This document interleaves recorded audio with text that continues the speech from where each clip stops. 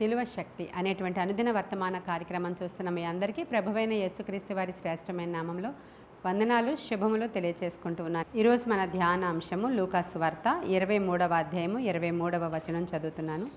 అయితే వారు ఒకే పట్టుగా పెద్ద కేకలు వేసి వీనిని సిలువ వేయమని అడుగగా వారి కేకలే గెలిచెను.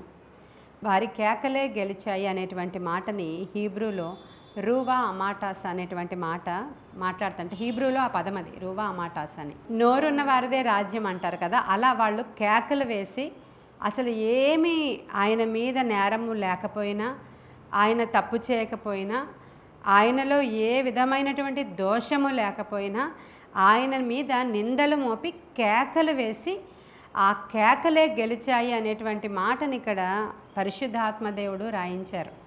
కేకలు గెలిచాయి అంట, వారి కేకలే గెలిచాయి అనేటువంటి మాట. మరి అనేక రకాలైనటువంటి కేకల్ని మనం చూస్తూ ఉంటాం. ఊరికనే అన్యాయంగా కేకలు వేసి అనేక సందర్భాలలో నోరు చేసుకొని లేని దాన్ని ఉన్నట్టుగా లేని సాక్ష్యాలు పుట్టించి ఆ మాటల ద్వారా రకరకాల అన్యాయపు తీర్పులు ఈరోజు కూడా జరుగుతూ ఉంటాయి. లేనివి సాక్ష్యాలను పుట్టించి అన్యాయంగా మాట్లాడించి ఎక్కువ శాతం మంది ఎవరైతే కేకలు వేసి ఇదే నిజం అని గట్టిగా పలుకుతారో వాళ్ళు ఆ రోజుకి నెగ్గినట్లుగా కనబడుతూ ఉంటుంది మనకి. అప్పుడు మనకు అనిపిస్తుంది నిజమే, మనకి నిజంగా నోరు లేదు, మన తరఫున మాట్లాడేవాళ్ళు ఎవ్వరూ లేరు కాబట్టి మనం ఇలా ఓడిపోయాము అనుకుంటూ ఉంటారు అనేక సందర్భాలలో. అయితే ఇక్కడ కూడా అలాగే కనిపిస్తుంది మనకి. అన్యాయపు తీర్పు ఆయన మీద మోపబడింది, అన్యాయంగా ఆయన మీద నిందలు వేయబడ్డాయి, అన్యాయంగా ఆయన శిలువ శిక్షను భరించారు. ఈ మాటలన్నీ కూడా ముందుగానే యెషయా భక్తుడు వ్రాయించేసి ఉంచాడు కాబట్టి ఇవన్నీ ప్రవచనాల నెరవేర్పు జరుగులాగున వాళ్ళు అక్కడ చేసినటువంటి అల్లరి, వాళ్ళు చేసినటువంటి కేకలు ఆ రోజు అక్కడ నెగ్గినట్లుగా కనబడుతూ ఉంది మనకు. అక్కడ నెగ్గినట్లుగా కనపడుతుంది. ఇక్కడ ఈ యొక్క లూకా రాసినటువంటి మాట చెప్పున వారి కేకలే గెలిచాయి అన్నట్లుగా అవే గెలిచినట్లుగా మనకు కనిపిస్తుంది. ఒకసారి యేసుక్రీస్తు ప్రభువారిని, అది మనం మటలాదివార దినం అంటాం, ఆ రోజు ఆయనని హోసన్నా జయము అని కేకలు వేస్తూ ఆయనని తీసుకుని వెళుతూ ఉన్నప్పుడు చిన్నపిల్లలు కేకలు వేస్తున్నారు.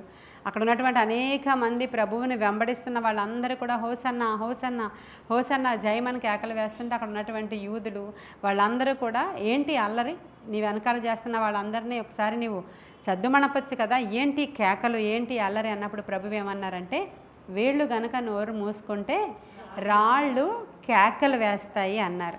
ఇప్పుడు మరి ఎక్కువగా ఇవన్నీ జ్ఞాపకం వచ్చి వాళ్ళు కేకలు వేయడం మొదలుపెట్టారంట. అక్కడ కేకలు వేసినప్పుడు ఆయన సద్దు మణపలేదు కదా, ఇప్పుడు రాళ్ళు కేకలు వేస్తాయి అంటున్నాడు కదా, మనం కూడా కేకలు వేద్దాం ఇక్కడ అని చెప్పి వాళ్ళందరూ కూడా కేకలు వేసిన తర్వాత మేమే నెగ్గాము అని వాళ్ళు ప్రూవ్ చేసుకున్నారు ఆ రోజు వాళ్ళు. అయితే మరి నోరు చాలా ఇంపార్టెంట్ పార్ట్ మన జీవితంలో పోషిస్తుంది అనేది మన అందరికీ కూడా తెలుసు. మన నోటితో ఏం మాట్లాడుతున్నామో, ఏం సాక్ష్యం చెప్తున్నామో, ఏమి కేకలు వేస్తున్నామో, నీవు నోరు బాగుగా తెరువుము నేను దానిని. మన నోటిని ఎలా తెరవాలంట? బాగుగా తెరవాలి. దేనికోసం? ఇలాంటి కేకలు వేయడానిక? ఇలాంటి అన్యాయపు కేకలు వేయడానికి కాదు, కానీ జయముతో కూడినటువంటి జయోత్సవముతో కూడిన కేకలు వేయడానికి మన నోటిని ఉపయోగించాలని దేవుడు ఆశపడుతున్నాడు. ఆ మాటతోనే అంటాడు ఆయన, ఒకవేళ కానీ మీరు కేకలు వేయకపోతే ఈ రాళ్ళు కూడా కేకలు వేస్తాయి అని ఆ సందర్భంలోనే యేసుక్రీస్తు ప్రభువారు వారితో మాట్లాడితే అక్కడ జరిగినటువంటి ఇన్సిడెంట్లో అన్యాయమే నెగ్గినట్లుగా మనకు అనిపిస్తుంది, కానీ అంతిమ విజయము సిలువదే. ఎందుకంటే అక్కడ శోధకుడు కోరుకుంటున్నాడు, ఇదిగో ఖచ్చితంగా ఇతన్ని ఈ విధంగా రాళ్లతో కొట్టాలి, కొరడాలతో కొట్టాలి, ముళ్ళ కిరీటం పెట్టాలి, ఆయనని హింసించాలి, ఆయనని బాధ పెట్టాలి అని శత్రువు ఎన్నో పన్నాగాలు అక్కడ పన్నుతున్నారు. శత్రువులుగా భావించిన మనుషులు కూడా చాలా చాలా అల్లరితో కూడినటువంటి కేకలు వాళ్ళందరూ కూడా వేస్తున్నటువంటి సందర్భాన్ని మనం అక్కడ చూస్తాం. అయితే మనము యెహోషువ గ్రంథంలో చూస్తాము 6వ అధ్యాయంలో, అక్కడ కూడా చాలా కేకలు వాళ్ళు వేశారంట. దేనికోసం వేశారు? అడ్డుగా ఉన్నటువంటి అడ్డుగోడ కూలిపోవడము కొరకైనటువంటి కేకలు. మనము మౌనముగా ఉండడం ఎప్పుడు కూడా మంచిది కాదు. కొన్ని సందర్భాలలో మౌనంగా ఉండడం కూడా పాపమని ఎంచబడుతుందంట. ఎస్తేరు గ్రంథంలో ఈ మాట ఏమంటాడంటే మొర్దెకై, ఈ సమయంలో నీవు మౌనముగా ఉన్న ఎడల ఏమవుతుంది, నీలాంటి వాళ్ళని దేవుడు ఎవరినో ఒకరిని రేపుతాడు, లేపుకుంటాడు.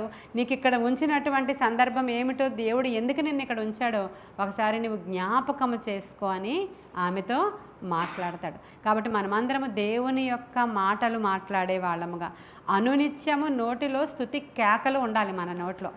అక్కడ జయోత్సవముతో వాళ్ళు చేస్తున్నట్లు ఈ మాటలు చూడండి. కీర్తనల గ్రంథం 149వ కీర్తన 6వ వచనంలో మంచి మాట ఉంటుంది. వారి నోట దేవునికి చేయబడు ఉత్సాహ స్తోత్రములు ఉన్నవి. ఎంత బాగుందో చూసారా అది. వారి నోట దేవునికి చేయబడు ఉత్సాహ స్తోత్రములు ఉన్నవి అనేటువంటి మాట. వీళ్ళందరూ కూడా కేకలు వేస్తూ మాకు బరబ్బా కావాలి, మాకు బరబ్బా కావాలి, బరబ్బాను విడుదల చేయండి అనేటువంటి కేకలు అంట అవన్నీ కూడా. అయితే ఈ యొక్క బరబ్బాను విడుదల చేసిన తర్వాత పిలాతు ఎలాగో తప్పించుకున్నాడు. నిన్నటి దినాన్ని మనం మాట్లాడుకున్నటువంటి అంశంలో పిలాతు ఆ బరబ్బాను విడిపించి తను చాలా చక్కగా చేతులు కడుక్కొని రక్షించబడిపోయినట్లుగా మనం అక్కడ చూస్తున్నాం. ఈరోజు మన నోటిని అనునిత్యము స్తుతులతో నింపుకుంటే ఇలాంటి అన్యాయము లేదంటే ఇటువంటి భయంకరమైనటువంటి శోధనలు, ఎటువంటి అపవాదికి సంబంధించినటువంటి మరి శాపగ్రస్తమైనవి గృహములోనికి రాకుండా మన గృహాలలో ఏమి రావాలంట, ఎప్పుడు కూడా స్తుతి సునాదాలు, రక్షణ సునాదాలు, దేవుని గూర్చినటువంటి పాటలు, దేవుని గూర్చిన మాటలు మన నోట్లో నుంచి వచ్చినప్పుడు ఖచ్చితంగా అన్యాయస్తుడు మన ఇంట్లో నుంచి వాడు పారిపోతాడు. నేను మొన్న చెప్పాను వాక్యం చెప్తున్నప్పుడు, నేను ఇక్కడ వాక్యం చెప్తుంటే పరిశుద్ధత గురించి దర్శనంలో కనబడుతుంది, వాడు అక్కడ వాక్యం చెప్తున్నాడు. ఇక్కడ మనం గట్టిగా కేకలు వేసి ఆరాధన చేస్తూ ఉంటే వాడు కూడా చాలా ఏదో ఆరాధన చేసేలాగా బిల్డప్ ఇచ్చి కేకలు వేయడానికి, వాడి సైన్యాన్ని రప్పించడానికి వాడు ప్రయత్నం చేస్తూ ఉంటాడు. నేను రాజమండ్రి పరిచర్యకు ఒకసారి వెళ్ళినప్పుడు అక్కడ అదే ఇద్దరు అమ్మాయిలకి ఆ రోజు దయ్యం పట్టిందని చెప్పి వదిలించడానికి అక్కడ ప్రార్థనలు చేయడానికని అక్కడ వాళ్ళకి ప్రార్థన చేస్తూ ఉంటే, ఈ అమ్మాయిల్లో దయ్యాలు ఉన్నాయి, చాలామంది దయ్యాలు ఉండవు, మంత్రాలు ఉండవు, మంత్రగాళ్ళు ఉండవు అని చాలామంది సేవకులే మాట్లాడుతున్నారు. దయ్యాలు ఏమీ లేవు ఈ రోజుల్లో అని. అప్పుడు యేసుక్రీస్తు ప్రభువారు దయ్యాలను వెళ్ళగొట్టారు, శిష్యుల్ని కూడా దయ్యాలను వెళ్ళగొట్టమని ఆజ్ఞ ఇచ్చి పంపించారు. అసలు మంత్రగాళ్ళు ఏమీ చేయలేరు. ఒకవేళ నిజంగా మంత్రగాళ్ళు ఉంటే, ఇదిగో నేను నిమ్మకాయలు నాకు ఇవ్వండి, నేను మెళ్ళో వేసుకుంటా, నాకు ఎండుమిరపకాయలు ఇవ్వండి, నేను నవలేస్తా అని కొంతమంది పాస్టర్ గారులు అంటున్నారు. ఆఖరిలో మీరు ప్రకటన గ్రంథంలో చూస్తే మండుచున్న అగ్నిగుండములోనికి వెళ్ళే వాళ్ళ లిస్టులో మంత్రగాళ్ళు కూడా ఉన్నారు. మరి మంత్రగాళ్ళు అంటే ఎవరు మరి ఇప్పుడు చెప్పండి నాకు, ఉన్నారా లేదా? వెళ్ళే వాళ్ళ లిస్టులో మంత్రగాళ్ళు ఉన్నారు. మరి మంత్రగాళ్ళు లేరు, మంత్రాలు లేవు, అవి ఏమన్నా ఉంటే నా దగ్గరికి ఎండుమిరపకాయలు తీసిరండి, ఆ యొక్క నిమ్మకాయలు తీసిరండి అని కూడా చాలామంది సేవకులు అంటున్నారు. ఎప్పుడైతే దేవుడు ఉన్నాడో అప్పుడు ఖచ్చితంగా పక్కన దయ్యం ఉంటుంది, సాతాను ఉంటుంది, వాడి రాజ్యం ఉంటుంది, వాడి అనుచరులు ఉంటారు, వాడిని వర్షిప్ చేసే వాళ్ళు కూడా ఉంటారు. వాళ్ళు మాట్లాడుతూ ఉంటారు, వాళ్ళ నోటితో శాపవచనాలని వల్లిస్తూ ఉంటారు, వాళ్ళ నోటితో చెడ్డ మాటల్ని వాళ్ళు మాట్లాడుతూ ఉంటారు, మన మీద శాపవచనాలని వాళ్ళు రిలీజ్ చేస్తూ ఉంటారు. వాటిని మనము దేవుని స్థుతులతోనే బ్రేక్ చేస్తూ ఉండాలి. ఈ విషయం కూడా మీకు చాలాసార్లు చెప్పాను నేను.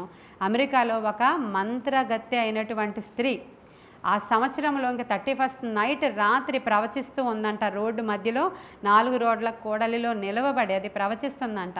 ఈ సంవత్సరంలో ఇన్ని వేల యాక్సిడెంట్లు అవ్వాలి, ఈ యొక్క కమింగ్ ఇయర్లో ఇన్ని అబార్షన్స్ అవ్వాలి, ఈ కమింగ్ ఇయర్లో ఇన్ని నరహత్యలు జరగాలని చెప్పి అది మంత్రించినటువంటి నోటితో అక్కడికి వచ్చి అది ప్రవచించినప్పుడు ఆ ఇయర్లో అది ఎన్నిసార్లు చెప్పిందో అన్ని రోడ్ యాక్సిడెంట్లు, అన్నీ ఏమంటారు రేపులు జరిగినాయి అంట, అన్నీ అక్కడ ఏమంటారు హత్యలు జరిగినాయి అంట.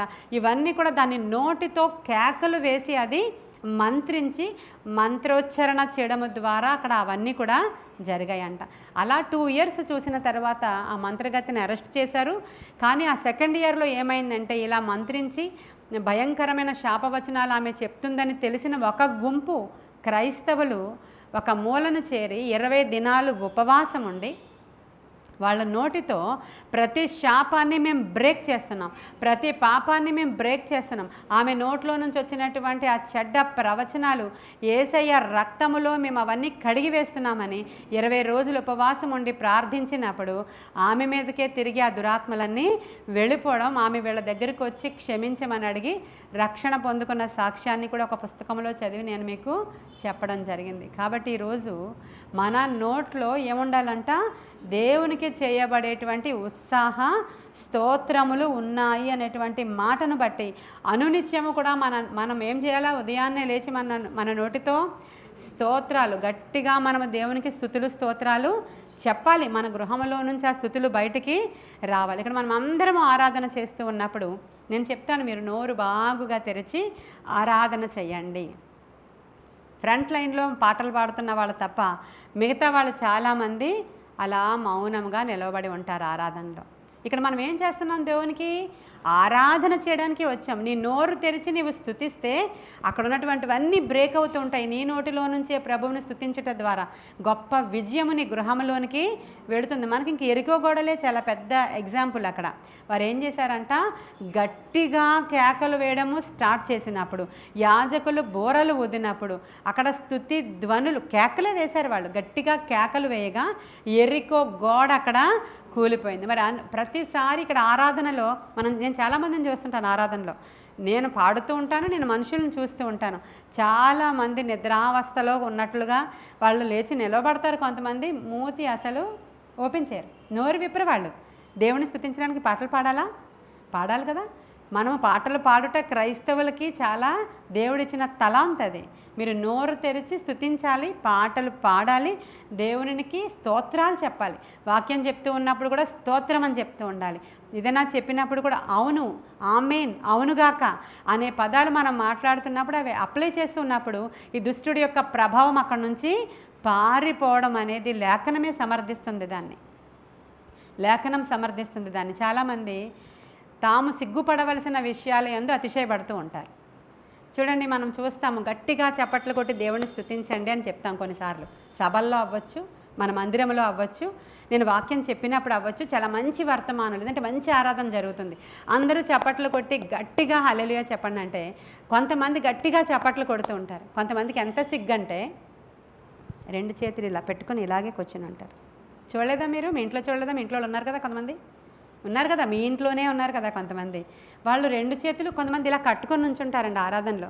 మీరు వీడియోలో చూడండి.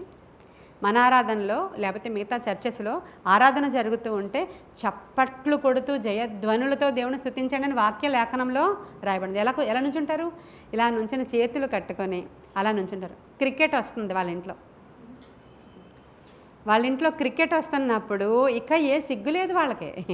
పక్కింటోళ్ళు చూస్తున్నారా, పక్కింటోళ్ళు వింటున్నారా, మన భార్య చూస్తుందా, లేకపోతే మా అబ్బాయి చూస్తున్నాడా, మా అమ్మాయి చూస్తుందా, అసలు సోఫాలోంచి బయటికి లేచిపోయి గట్టిగా చప్పట్లు కొడుతూ, వీలైతే విజిల్స్ వేస్తూ, ఇటువైపు పిల్లలను పిలిచి అటువైపు పిల్లలను పిలిచి చూసారా 6 అదా 4 అనుకుని గట్టిగా కొడుతుంటారు లేదా? అవునా కదా? ఆ విషయాలలో వాళ్ళు అతిశయపడుతున్నారు. ఎవరో మన దేశం తరఫున ఆడుతున్నారు, నిజమే, నువ్వు అప్రిషియేట్ చేయాలి, నిజమే. కానీ అక్కడ నువ్వు సిగ్గుపడవు. దేవుని మందిరంలో నువ్వు గట్టిగా చప్పట్లు కొట్టి కేకలు వేయండి అని చెప్పినప్పుడు మౌనం. ఎందుకని? దుష్టుడు వారి నోర్లను కట్టేసి ఉంచాడు. ఖచ్చితంగా వారి నోరు దేవునికి చేయబడి స్తుతుల మీద ఆధారపడి అది లేదు. నీవు నిలబడి జయధ్వనులు చేయండి, మీరు గట్టిగా హల్లెలూయా చెప్పండి, 2 చేతులు ఎత్తండి అంటే మనం అది చేయలేకపోతూ ఉంటాం. ఇలాగ చేసినప్పుడు, ఇలాంటి గేమ్స్ ఆడినప్పుడు, మీ పిల్లల స్కూల్లో ఏమైనా పర్ఫార్మెన్స్ ఇస్తున్నప్పుడు, లేదంటే ఏదైనా జరిగినప్పుడు, మీకు ఇష్టమైన పాట వస్తున్నప్పుడు కదా, సినిమాల్లో కూడా కొంతమంది అది చేస్తుంటారు, విజిల్ చేసేస్తుంటారు వెనక నుంచి కదా. ఇప్పుడు మామూలుగా మందిరాల్లో కూడా వేస్తున్నారులేండి. అలాంటివి కాదు మనం చేయాల్సినవి. మనం బైబిల్లో ఏముందో బిబ్లికల్ దాంట్లో చప్పట్లు కొట్టమన్నారు, మనం చప్పట్లతో జయధ్వనులు చేస్తాం. గట్టిగా అరిచి ఆరాధించమని ఉంది అక్కడ. దావీదు ఎలా ఎలుగెత్తి మొర్ర పెట్టేవాడంట, అరిచేవాడంట, ఆయన ఆరాధించేవాడంట, ఆయన సిగ్గుపడేవాడు కాదంట. దేవుని మందిరంలో నాట్యం ఆడడానికి కూడా ఆయన సిగ్గుపడేవాడు కాదంట, కేకలు వేయడానికి కూడా. శత్రువు అంతలా రెచ్చిపోయి శాపవచనాలతో కేకలు వేసి మరలా ఆయన సిలువ వేయండి అంటే మనమేం చెప్తున్నామంటే హోసన్నా జయమని కేకలు వేయాలి. అనునిత్యము ప్రతి వారం కూడా దేవునికి చేయబడే స్తుతుల మీదట, చిన్న బిడ్డలు చేసేటువంటి స్తోత్రాల మీదంట ఆయన ఒక దుర్గాన్నే కట్టేశాడంట. హల్లెలూయా. ఆ చంటి బిడ్డల యొక్క స్తోత్రముల మీద ఒక దుర్గము నిర్మించబడి ఉందంట. కాబట్టి వాక్యం వింటున్న వాళ్ళు ఎవరైనా సరే ఇప్పటి వరకు మౌనముగా కూర్చుని ఆ పక్క వాళ్ళ వైపు, ఈ పక్క వాళ్ళ వైపు, వెనక వాళ్ళ వైపు భలే అరుస్తున్నారు. వీళ్ళు కూడా బాగా అరుస్తున్నారని చూస్తుంటారు కొంతమంది. ఎవరెవరు అరుస్తున్నారు బాగా? లిల్లీ బాగా అరుస్తుంది, చాలా బాగా అరుస్తుంది. శ్యామల కూడా బాగా అరుస్తుంది. ఇక్కడ హవిల ఇంకా అరిసేస్తుంటుంది. చిన్నపిల్లలు కూడా చెప్తున్నారు హవిలకి ఎలా అరుస్తుంది అంటే, ఎలా కేకలు వేస్తుంది వాళ్ళు యాక్టింగ్ చేసి చూపిస్తున్నాం. నువ్వు చంటి బిడ్డల వంటి వారు మీరు అయితేనే కానీ దేవుని రాజ్యంలోనికి మీరు వెళ్ళరు. తాము సిగ్గుపడవలసిన విషయాల యందు అతిశయపడతారు, అతిశయపడవలసిన విషయాల యందు సిగ్గు. గట్టిగా ఆరాధించాలన్నా, గట్టిగా అరవాలన్నా, చప్పట్లు కొట్టి దేవుణ్ణి స్తుతించాలన్నా, నీవు లేచి నిలవబడి అసలు నువ్వు పరలోక దర్శనాలను చూస్తూ ఆహా ఏమి ఆర్భాటం, అబ్బా సన్నిధిలో అనే పాటలు పాడుతూ ఉంటే అసలు ఎవ్వరం కూడా మామూలుగా ఉండవలసిన వారము కానే కాదు. కాబట్టి మన కేకలు గెలవాలి, మన యొక్క స్తుతులు గెలవాలి, మనము చేసేటువంటి స్తోత్రాలు గెలవాలి. కాబట్టి ఈ రోజు నుంచి అందరూ కూడా మీరు ప్రార్థించేటప్పుడు, స్తుతించేటప్పుడు, ఆరాధించేటప్పుడు మౌనముగా ఉండకూడదు. ఉదయాన్నే లేచినప్పుడు నీ స్వరము ఫస్ట్ దేవునికి వినబడాలి, నీ కేకలు ఫస్ట్ దేవునికి వినబడాలి. తర్వాత నీవు ఇంట్లో వాళ్ళ మీద ఎన్ని కేకలు వేసుకున్నా పర్వాలేదు. అవి వేయకుండా ముందుగా దేవునికి చేయబడే స్తోత్రాలను నువ్వు వేసినప్పుడు ఆ స్తుతి ధూపం దేవుని దగ్గరికి నైవేద్యంగా వెళ్ళినప్పుడు, పాత నిబంధన కాలంలో పశువులను బలిగా ఇచ్చేవారు. నూతన నిబంధన కాలంలో పశువులకు బదులుగా, ఎడ్లకు బదులుగా మా పెదవులను మీకు అర్పణగాను, బలి అర్పణగాను, బలియాగముగాను ఇస్తున్నాము అనే మాట బైబిల్ గ్రంథంలో ఉంటుంది. కాబట్టి ఈరోజు ప్రతిరోజు కూడా నీవు లేచి స్తుతి కేకలు వేయమని ఈ సిలువ ఈరోజు మీకు నేర్పిస్తుంది. కొందరు ఈలాగున, కొందరు అలాగున కేకలు వేశారంట. ఎఫెసు పట్టణంలో పౌలు గారి దగ్గర ఆయన అర్థమే దేవే, నిజమైన దేవే అని కొందరు అలా కేకలు వేశారంట. పౌలు చెప్తున్న సువార్త నిజమైనదని కొందరు ఈలాగున కేకలు వేశారంట. ఆ గందరగోళంలో ఎవరు ఏం కేకలు వేస్తున్నారో వాళ్ళెవరికి కూడా తెలియలేదంట. అంత గందరగోళంలో పౌలు ఒక మాట మాట్లాడి నోట్లో నుంచి వాళ్ళందరినీ కామ్ డౌన్ చేశాడు. హల్లెలూయా. దేవుని యొక్క మాటలు జ్ఞానయుక్తముగా మాట్లాడి, పౌలు మాట్లాడిన మాటలు జ్ఞానముతో తన నోరు తెరిచి ఆయన జ్ఞానంతో మాట్లాడి అక్కడ జయం పొందుకున్నాడు. అర్తమీదేవి విగ్రహాలన్నీ కూడా మూతవేయబడ్డాయి. అర్తమీదేవి విగ్రహాలు అక్కడ అమ్ముడు పోకుండా మానిపోయాయి. అక్కడ ఎఫెసు పట్టణంలో విపరీతమైన విగ్రహారాధన. కానీ ఆయన మాట్లాడిన మాటలకి సన్హెడ్రిన్ సభంతా మౌనముగా అయిపోయిందంట. అందుకనే మనం కూడా మాట్లాడాలి, స్తుతించాలి, ఆరాధించాలి. ప్రభువుని గూర్చిన మాటలు మనం మాట్లాడుతూ ఉంటే జయం వస్తూ ఉంటుంది. ఇట్టి జయము ప్రభువు మనకి ఇవ్వాలని ఈ యొక్క సిలువ నుంచి ఈరోజు నేర్చుకుంటున్నది ఏంటంటే, ఆయన ఎదుటిగా హోసన్నా జయం అనేటువంటి మాటలు ప్రభువుని గురించి మాట్లాడడానికి సిగ్గుపడు వారముగా మనము ఉండకూడదు. మన నోరు తెరిచి మనం మాట్లాడాలి, స్తుతించాలి, ఆరాధించాలి. కాబట్టి కొన్ని మాటలు దేవుడు మన వినికిడిలో దీవించునుగాక. ఆమేన్. ప్రార్థన చేసుకుందాం. మహాపరిశుద్ధుడవైన తండ్రి, మహోన్నతుడవైన దేవ, సర్వాంతర్యామి, సర్వశరీరులకు దేవుడా, సకల ఆశీర్వాదాలకు కారణభూతుడా, నాయన ఏమైతే మాటలు మాట్లాడి మమ్మల్ని మేము బలపరుచుకున్నామో, కొందరికి తెలియక వారు స్తుతించకుండా ఉండిపోతారు. కొందరు వారు ఎరుగక కేవలము గొడవలు పెట్టుకోవడానికి, కేకలు వేయడానికి, భార్యాభర్తలు తిట్టుకోవడానికి, బిడ్డలను తిట్టడానికి నోరులు అరుస్తారు. కానీ నిన్ను స్తుతించడానికి వారి నోర్లు తెరవలేనటువంటి అనేకమైన నోరులు ఉన్నాయి ప్రభా. అలాంటి బంధకాలలో ఉన్న ప్రతి నోరు ఈరోజు తెరవబడను గాక. కొందరు నాయన ఎన్నో మాటలు మాట్లాడి జోకులు వేస్తారు, కానీ దేవునికి నాయన ప్రార్థన చేయమంటే వారి నోరు తెరవబడదు ప్రభా. అటువంటి వారిని కూడా దర్శించండి దేవా, అటువంటి వారిని కూడా దర్శించండి ప్రభా. ఈ నోరులు బాగుగా తెలిసి నిన్ను స్తుతించే భాగ్యము ప్రతి క్రైస్తవునికి దయచేయమని, ప్రార్థించేవారుగా క్రైస్తవులను తయారు చేయమని, నిన్ను స్తుతించి స్తుతి ధూపము మా దేశంలో నుంచి నాయన పైకి వచ్చినప్పుడు, అయా మరి దక్షిణ కొరియాలో, మధ్యాకాశంలో అయా దురాత్మలు లేవని వాళ్ళ పుస్తకాల్లో రాశారయ్యా. అలాగే మా భారతదేశంలో నుంచి స్తుతి ధూపము నీకు వచ్చినప్పుడు మా మధ్యాకాశంలో కూడా దురాత్మలు లేకుండా ఉండునుగాక నా తండ్రి, అవి పారిపోవునుగాక. అట్టి ధూపము మా దేశంలో నుంచి, నా మహారాష్ట్రంలో నుంచి, నాయన మా సంఘాలలో నుంచి నీకు రావడానికి అవసరమైన కృప దయచేయమని యేసయ్య శ్రేష్ఠ నామంలో మరొకసారి మేము వేసిన ప్రతి స్తుతి కూడా నీ సన్నిధికి చేరిందని నమ్మి విశ్వసిస్తూ నజరుడైన యేసయ్య శ్రేష్ఠ నామంలో అడిగి వేడుకొనుచున్నాము తండ్రి. God bless you.